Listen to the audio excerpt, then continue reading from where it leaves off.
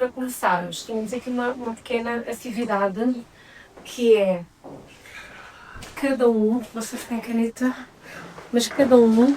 Não tiverem, nós arranjamos. Eu tenho ali canetas. Cada um escrever o que é que acha que é a psicologia positiva para si.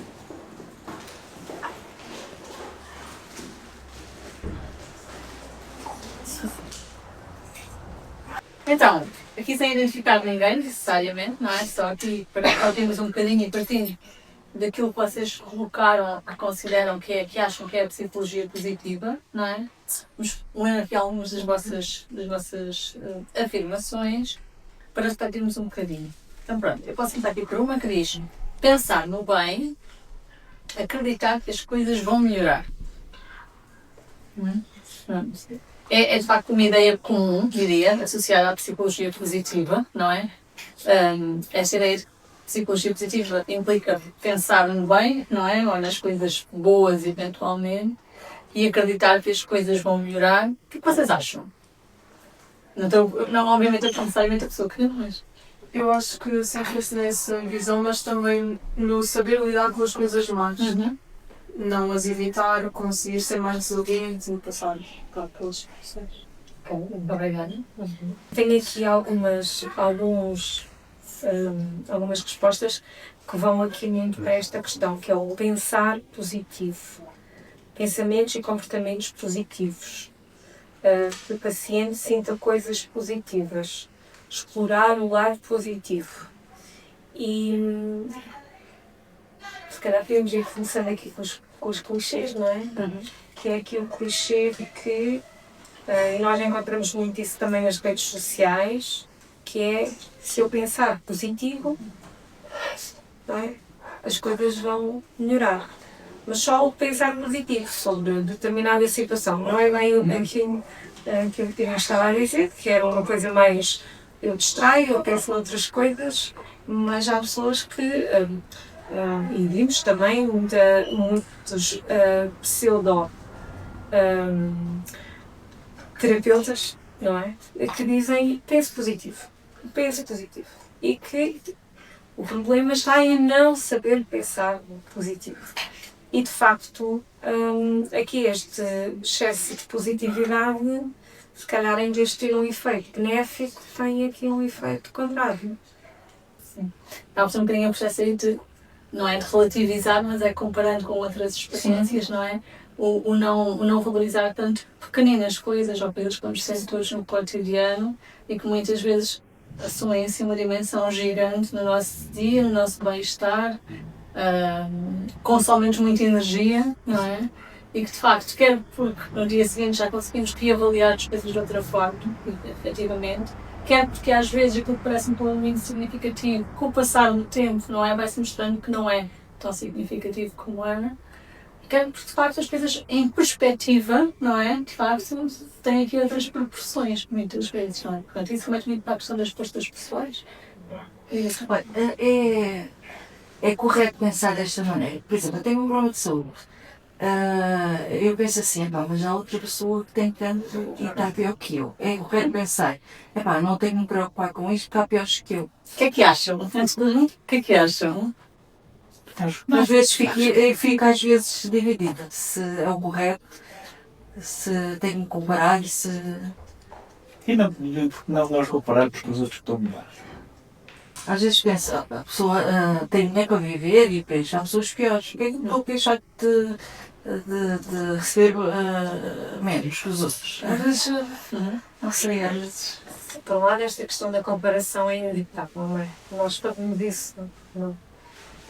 Nós precisamos de compreender e dar sentido a tudo aquilo que nos acontece. Uma forma, uma grelha de ver o mundo, às vezes é também pela comparação social, não é? Compara-se. Se calhar, o problema maior é o que é que eu faço com essa comparação. Não é? Por exemplo, se eu tenho uma doença e depois digo assim, então, se calhar não vou chatear muito com isso, porque outras pessoas têm doenças mais graves do que eu. E depois não tomo cuidado comigo próprio. É preciso depois o processo de aceitação, integrar aquela situação no meu eu, digamos assim, ok, o que é que eu vou fazer a partir daqui? O que é que eu vou fazer com isto? O que é que eu quero fazer com isto? Pronto, um bocadinho numa perspectiva até de crescimento, se quisermos, não é? Nos projetarmos no futuro com aquela situação. Não sei se respondi. Respondeu. Obrigada. Isto é um bocadinho nesta sequência do pensar positivo e só o pensar positivo e vem dar na sequência daquilo que partilhou também, que é a vida não é imune a eventos negativos, a emoções negativas e se calhar é um dos principais clichês da psicologia positiva e que nós vimos a ser reproduzido com muita regularidade, é que psicologia positiva só tem a ver com as questões positivas, as emoções positivas, o ser feliz o tempo todo. Alguém consegue ser feliz o tempo todo. Isso é uma utopia. É uma utopia, não é? Não é? Não. E se eu agarrar a esta utopia, eu vou ser ainda mais triste, não é? Porque vou sentir que eu não estou a cumprir. E vou fazer as pessoas infelizes. Desde que não substitui a psicologia clínica de todo, está bem?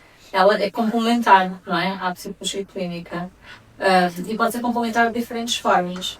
Ela pode existir previamente, quando de facto não há psicopatologia, lá está, e previamente no sentido de promover um desenvolvimento saudável, por exemplo, contribuir para isso, de promover aqui uma série de fatores de proteção que são importantes, ao fim e ao cabo.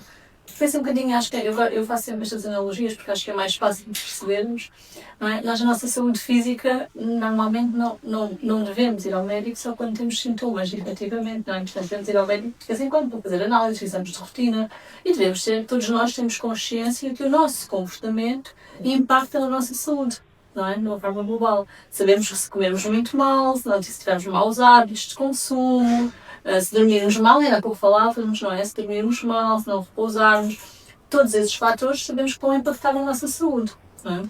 Portanto, tudo o que nós fazemos, normalmente, tentamos pelo menos fazer, é ter um conjunto de comportamentos que são protetores da saúde, ao fim e ao cabo, ou promotores da nossa saúde, no sentido de nos mantermos saudáveis, não é?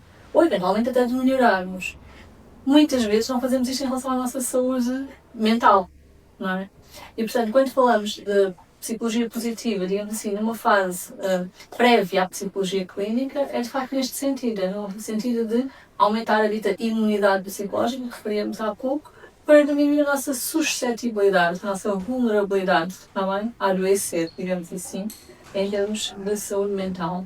Então, os estudos que têm sido feitos dizem-nos que, quer dizer, precisamos de algum dinheiro para ser felizes, não é? Nomeadamente o dinheiro suficiente para aquilo que são as nossas necessidades.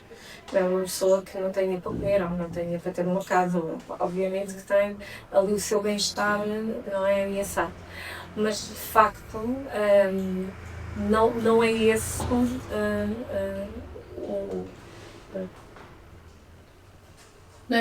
a opção. Sim, não é esse o objetivo em termos do ser humano que o torna mais feliz. E dentro daquilo que tem sido estudado, precisamente aquilo que nós percebemos que é o maior influenciador do bem-estar são as relações, são as nossas relações.